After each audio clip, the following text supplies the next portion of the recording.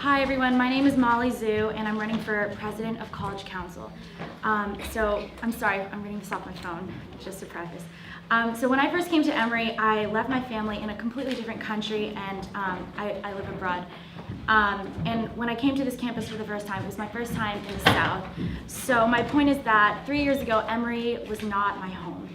But in my 3 years at Emory, I've come to learn so much by growing with my community, and I'm so lucky to be able to say that I've gotten to know so many different students and peers and friends from almost every different club and organization on campus. From my 3 years on College Council as both an elected legislator and an executive member, I've learned the in and outs of the undergraduate college. I've listened to complaints and dissent, and I've heard loud voices, but also I've heard quieter voices, and I've heard more disparate voices. That is a lot of the reason why I'm running for president of College Council. Emory is an amazing place, don't get me wrong, but amazing places become amazing places because critical voices and constructive voices are heard and not ignored, and because changes in the right direction are made. As president, I will actively seek out these voices. I've previously worked with Novosha Copeland and EBSU liaison to make important changes to our monetary policy that Dennis mentioned. To take into consideration minority clubs and organizations. I've worked closely with the current VP, Sheena Desai, to bring transparency to the add-drop swap period by creating a core syllabi database on our College Council OrgSync page, and this is my shameless plug for all of you. I'm currently working with my colleagues on facilitating dialogue between transfer students on campus to get more comprehensive feedback on what changes we can make to make Emory a better community for everyone. Thank you everyone for coming out tonight, and thank you for considering me as your College Council president.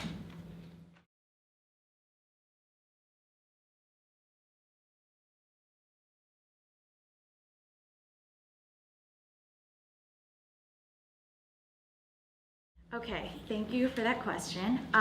So in terms of transparency, I've thought a lot about this disconnect between admin and students. So I think a really cool idea would be getting deans at colleges. So I know right now we have professors at colleges, but I find that a lot of the times administration is making changes to the Emory community that even, sometimes professors don't even know about. So I think having deans at colleges would make a really great accessible environment for students to just stop by and pose their individual questions.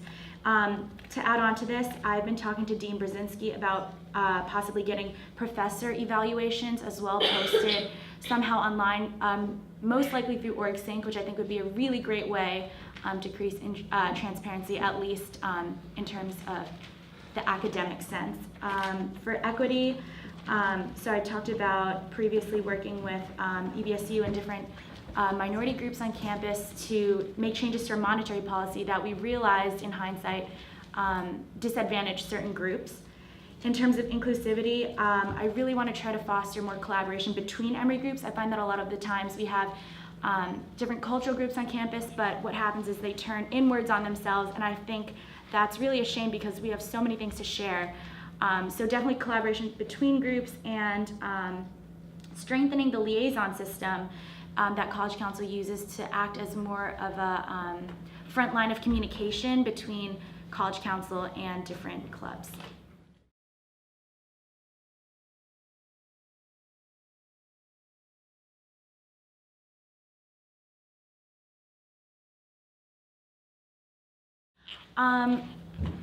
Is that a good way to spend College Council money? Of course, College Council doesn't choose what groups come to us for funding.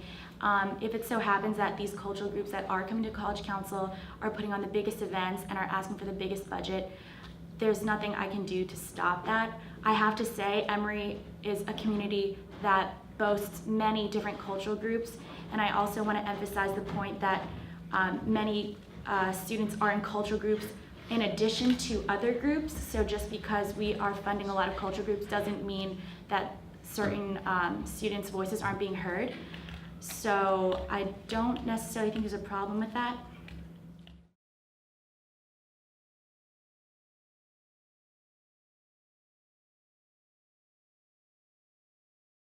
Okay, that's a great question because that's one of the forefront of what College Council tries to do.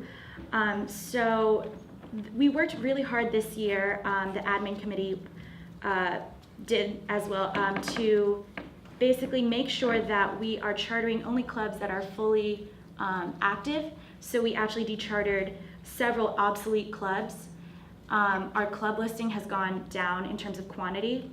I think in the future, College Council will try very hard to emphasize self-generated funding because of the sheer size and sheer quantity of clubs that are growing and are not necessarily steadily decreasing for good reason. And then lastly, our monetary policy has changed fairly recently to reflect the need for operational budgets up front, so upfront planning, which will make it a lot easier for us to basically do the rest of the planning throughout the school years.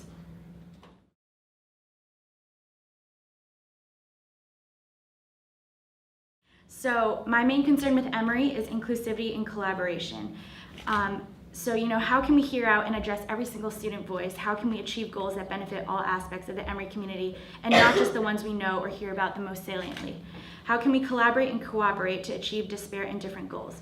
My hope is to encourage these voices and to facilitate dialogue between different student groups to bridge and connect different people. I think that I'm the right candidate for this job. I'm approachable, I'm open to new ideas, and I truly want every Emory student to have an amazing experience here. I want every student to find their home on this campus. With my previous 3 years of experience on exec and as an elected legislator, I hope to bring new things to council.